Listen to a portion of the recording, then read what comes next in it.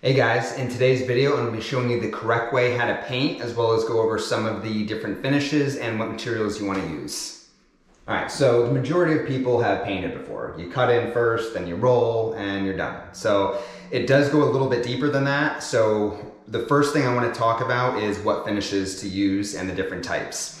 So starting from the least shiny and the least durable, it goes flat, matte, eggshell, satin, semi-gloss, and gloss.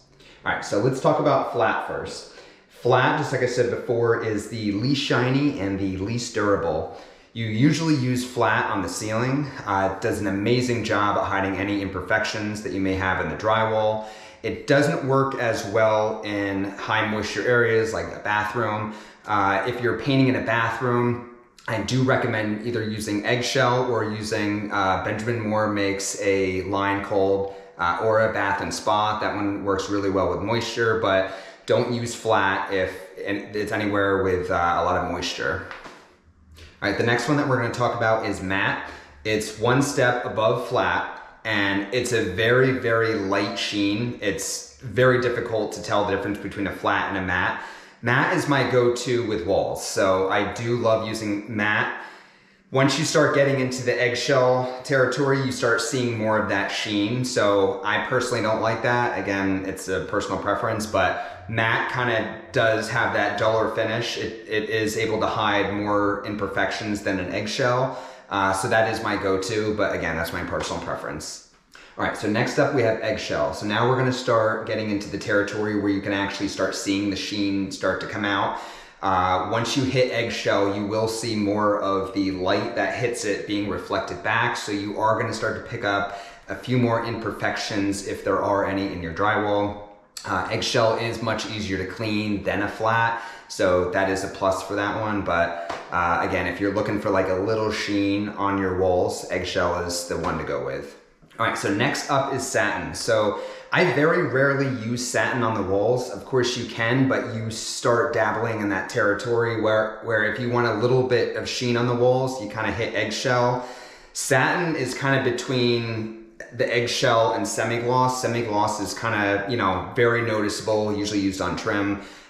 So is satin as well. So satin is kind of in that middle ground of walls and trim, but usually when you're painting walls, you either will go from a flat to either a matte or an eggshell, and then satin is more of like kind of in the trim category where you can do satin, semi-gloss, or gloss. All right, so next up we have semi-gloss. Semi-gloss is the most common paint finish to use for base molding, crown, window trim, doors themselves. It has a really nice contrast compared to if you do a matte wall and flat ceiling and then you paint your crown a semi-gloss. When you're sitting there at night watching TV and you see that light hitting it, it has a really nice contrast to see that light reflecting along the crown and not as much on your matte walls and flat ceiling. So it does have a nice pop to it. All right, last but not least is gloss. So I very rarely use gloss. It is a statement paint. When you actually paint walls with that, it looks like almost like an epoxy. So it's extremely shiny when you're doing that, but it is the most durable, easiest to clean. But again, a little more on the rare side, but I do get asked to do it sometimes, but not that often. All right, so the first thing I want to show you is the roller and the paint stick. So no matter what I'm painting, I always have a paint stick on me with an extension on it. So it's just much easier to apply the paint on there. I've seen some people just have the roller itself and they're going back and forth. It takes a lot longer. Having a paint stick on, whether you can reach it or not, it doesn't matter. Much easier just to go up and down and get that full run. It just goes a lot quicker. All right, so what size nap should you use? So if you're painting regular smooth finish drywall with no texture, I always like using a 3/8 nap. It's thin enough to where it's not a pain to work with, and it holds enough paint to where you can keep rolling through the project. Once you start getting into painting brick and masonry, you want to kind of go a little bit thicker. So if I'm doing brick, it's usually 3/4, and if it's like a pretty dramatic texture, I usually go with 1 inch.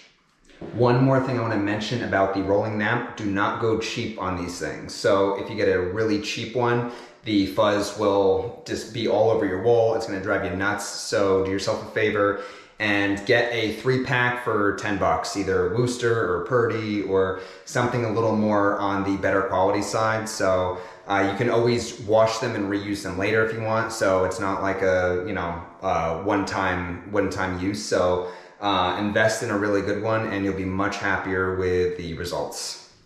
All right, next up is what size brush to use. So I prefer a 2-inch angled brush, either Worcester or Purdy, one of the better brands, because the same principle applies with the brush as it does with the nap. Do not go cheap. You're gonna get bristles in the paint, and again, it's gonna drive you nuts. And with the more expensive brushes, usually in the $20 range, you just get a lot more life out of them. So as long as you clean them well at the end of the video, which I will show you that technique, you're gonna get a good amount of projects out of your brush. All right, so what do you use to hold the paint while you're cutting in? So I like using the handy pail. Has a nice comfortable rubber strap right here, super easy to use. Has a liner, so you can either throw this out at the end of your project or clean it out and reuse it for another project. Has a magnet right here to hold your brush in, very, very convenient and really easy to use. So they also make a tray that we're gonna be using too. What I like about this, they have 2 handles here and here. They also have a magnet for the brush, and it's a little more stable than like the cheap ones. So sometimes when you're rolling with the cheap ones, they kind of slide around a little bit. This is heavy enough to where as you're rolling, the tray's not gonna slide around on you. And of course, there are liners that go with this. As you can see, I use this liner for the project that I'm gonna reuse for this one. And yeah, this works really, really well. All right, so that's all I wanted to talk about and go over before we actually start painting. I'm gonna show you a couple more things at the end of the video, but we'll wait on that. So let's get started. All right, so today I'm gonna be painting with a Benjamin Moore paint. People ask me, what's the best paint? Benjamin Moore, Sherwin-Williams. Once you hit all those top of the end lines, they're all good. I'm sure someone in the comments is gonna say that one's better than the other. In my opinion, whether one lasts 20 years and the other one lasts 25 years, all that's kind of irrelevant to me. You're probably gonna change the color before then anyway. The one thing I will say in terms of quality is, for example, the brands Behr and Valspar, they do have really good paint on their really high ends of their lines, but they also do have some poor quality ones at the low end. Once you hit $20 a gallon, it's not going to be a good quality. I've used that before, unfortunately, and I've had to throw an extra coat or 2 on just to make it look presentable, and who knows how long that's going to last. So when it comes to painting, get a good quality paint. You're probably looking at between $60 and $70 for Benjamin Moore. With Behr, it ranges a lot, but average is 30 to 40, sometimes 45. It really all depends on where you're buying it from. But I do always say go with a good quality paint. But once you hit that top of the mark, Benjamin Moore, Sherwin-Williams, type of paint, it's all good. So whatever one is closest to you. I have a lot of Benjamin Moore stores near me, so that's why I usually use Benjamin Moore, but either one is fine. All right, so the first thing that we have to do is open the paint can to mix it. So grab your paint can opener and open up your can. All right. So, very important to mix it, especially with the dramatic colors like a deep blue or a deep red. White, I still always say mix it. Mix whatever paint you're about to paint with, but super important with the darker colors, because the mixture kind of separates a little bit. Even while you're painting, sometimes you do have to mix it right in the middle of your project. So just make sure you keep an eye on that. You'll see that swirl start to form on the top when it starts to separate a little bit. Mix it up, keep that color consistent.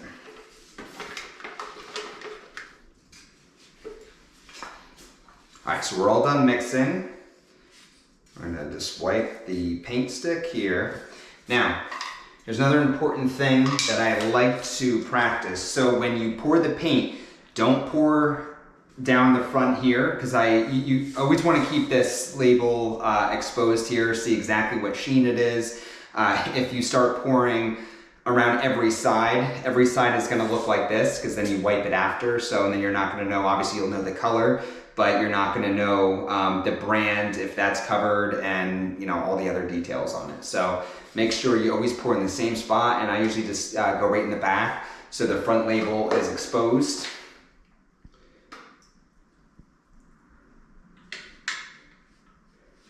There we go. And wipe that edge so you don't have any drips. All right, now we are ready to go. All right, so real quick before we start putting paint on the wall, I'm gonna show you how to hold the brush. So I've seen a lot of guys, they'll hold it like this far out. You don't want that. You don't have as much control. Your lines are not gonna be that straight. You wanna hold it close, just like this. You wanna put one finger here. You have a lot of control this way. And you just have control at every single angle. So it is exactly what you want. So when you're wiping the paint too, you want to wipe on the opposite side of the magnet. I've also seen guys wipe the magnet, and then when they stick the brush to the magnet, the paint gets on the metal part, and the fact that you hold the brush so close, it starts getting on your fingers, starts dripping down your hand, down your arm. You don't want that. So make sure you hold the brush tight and always wipe the paint on this side. Okay, so I like to work from the top down. So if I start in the corner, I'm gonna go as far over as I can, and before I leave, I'm gonna cut in that corner and go all the way down, so when I get off the ladder, I can actually reach the bottom as well. So what we're painting today is an accent wall. So I'm not only cutting in at the top, but I also have to cut in the side too. So, because this is the only wall that we're painting in this room, everything else is white. All right, so we are ready to get started. So I want to start right here in this corner. What you want to do, get nice and close right into here. And at first, on the first coat, I like to stay about a 1/16 away from the ceiling. Just a little bit easier. You can always come back during the second coat and finish everything off, get it a little bit tighter. So I like to get my line cut in right here, and then what I do, so the roller can actually roll up and I don't have to go too close to the ceiling. Then you can get right here.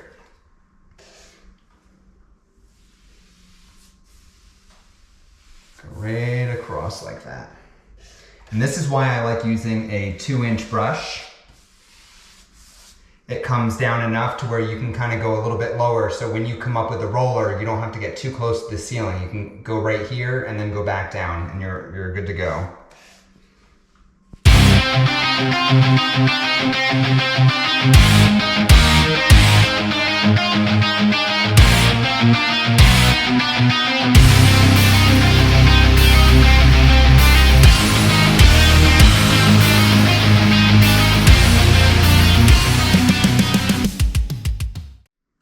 All right, so we just finished our first coat cutting in, and I'm sure most of you know this, but I have to say it, you don't need to cut in the bottom. So your roller can get tight enough to the floor where your base trim is gonna cover it, so don't bother with the bottom. So it's just the sides and the top. So what we're gonna do, we're gonna let this dry, and we're gonna come back and do a second coat, and on our second coat, we're gonna cut a little bit closer. If you're doing a dramatic color like this, like a really dark color right next to a white ceiling, it's going to be much easier to get really close and really tight to that ceiling, and you're just going to have a much better result. All right, so now that we have our 2 coats of cut-in done everywhere, we can hop on rolling now. All right, so we're about to start rolling our wall. One very important thing that I want you to do, when you first start rolling a wall, you want to start from one side or the other. But I don't want you to start right over here in the corner. So what happens is a lot of times when you roll in the corner, when you first dip into the paint, it's gonna have a little too much on there, and it could spill out over into that corner, and it's just difficult to get. You might have a drip that's kind of stuck there that you can't roll up with the roller. So what I want you to do, start right here, nice and slow. Now the key with rolling is you can't go fast or else it's gonna splatter on the ceiling, splatter on your floor. You don't want that, so go nice and slow. So when you first start out with a fresh nap, it's gonna take a few passes to kind of get enough paint on the roller to where you can continuously go. So in the beginning, it can be a little frustrating. You're gonna put paint on and run out. Big thing, when you're rolling, do not roll a dry roller. So if you feel the roller is out of paint, don't sit there and try to get more out of it. Just dip into the paint tray again and keep applying.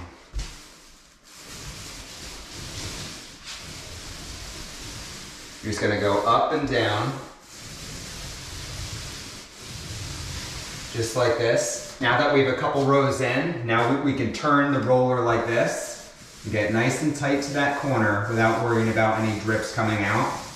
Right here, so now my paint roller is starting to run out a little bit. So what I'm gonna do is re-dip it, go right back. We're gonna get a little more here, get some of that excess paint out. Once we're good, we're gonna continue close to the corner.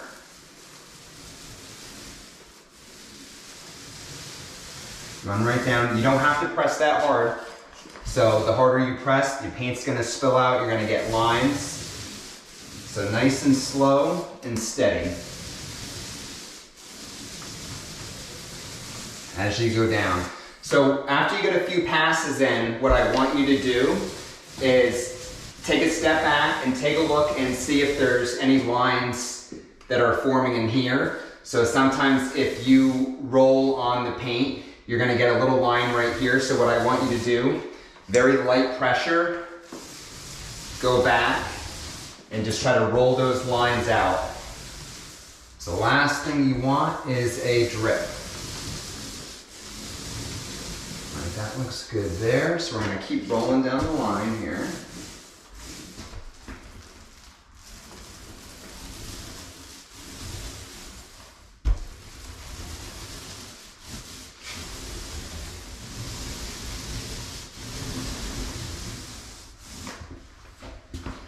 All right, so the first coat of rolling is done. I'm gonna show you a trick now to speed up the process so we can apply our second coat a little bit quicker. All right, so the next trick I'm gonna show you is really only meant for if you're doing accent walls or a really small room where you're rolling, and when you go around the entire room and reach the point where you first started and the paint is still wet, and you just want to hurry up, finish the project, and get that second coat on and not have to wait for it to dry.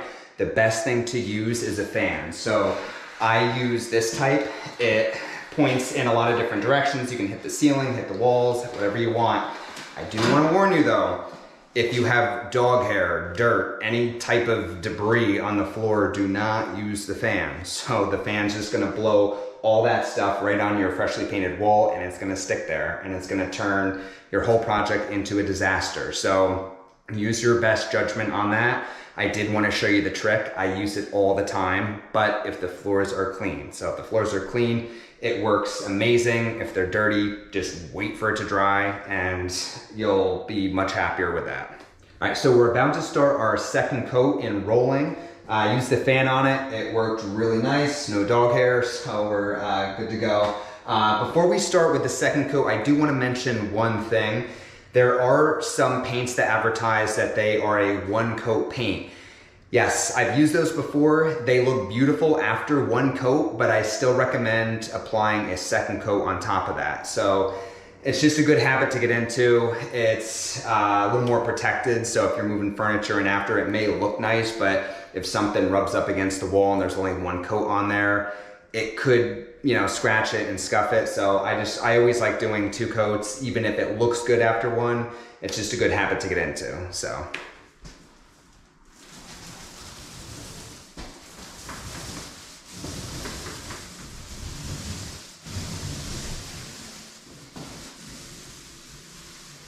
So I just finished my second coat in rolling, so I'm actually done for the day because I was just doing this one accent wall.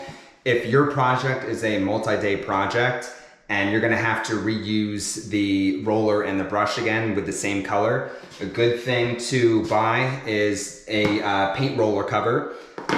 They crack open. You put the nap in here. You don't even have to take it off the roller. The roller sticks out. You close it up and it stays wet so you can actually use it the next day. They also make one for a brush too. I use them all the time. They work really well. I actually painted a customer's house and they didn't have a slop sink, so I didn't want to clean the brush there. So I put the brush in here, closed it up, put it in my truck, left it and forgot about it for a few days. And when I realized that it was still in there, I took it out, opened it up, the brush was still wet, I cleaned it, and it was absolutely fine. So they work extremely well. So definitely a very handy thing to have. All right, so now if you're done for the day like me, I'm gonna show you the steps to actually clean the brush so you can actually reuse it again. All right, so now I'm gonna show you how to properly clean the brush. So if you don't do it correctly, the bristles are gonna be hard and stuck together next time you try to use it, and it's not gonna work well. You're gonna have to throw it out and spend another $20 on a paintbrush. So make sure you take good care of your brushes. So let's put our case aside. So we have our paint here. What you wanna do is use a brush comb. So this is what I like to use. The paint likes to hide in this little section here. So what you wanna do, get the brush wet,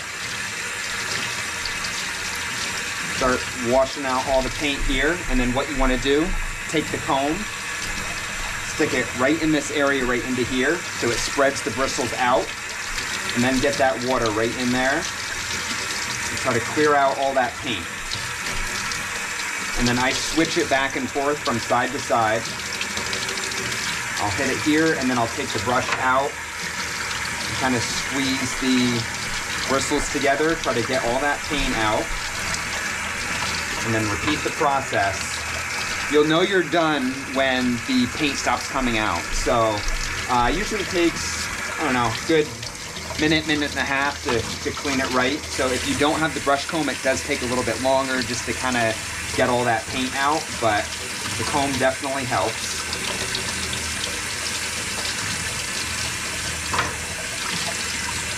All right, so we are looking good.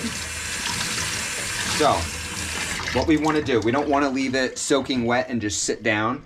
What you want to do, wring out all the water. I just shake it back and forth in the slop sink. Some guys hold the brush like this and go back and forth. If I'm over like concrete, I'll take the brush and I'll go back and forth and just, you know, kind of get that excess water out. Another very important thing, when it's about to dry, you don't want any bristles sticking all over the place because it's going to dry like that and it's going to be really difficult to paint with next time. So what you want to do, make sure all the bristles are straight, just like that. And then you want to lay it down just like that. So when the brush dries, all the bristles are pointing straight and it'll be much easier to start painting next time. All right, guys, well, that's the end of the video. I hope you enjoyed it. So we went over a lot of different stuff, but if I missed anything and you have any questions, please leave them in the comments. By the way, this color that I painted today is called Lazy Sunday by Benjamin Moore. So in case you want to use that. But I really appreciate you guys watching these videos, and I will see you next time. Thank you.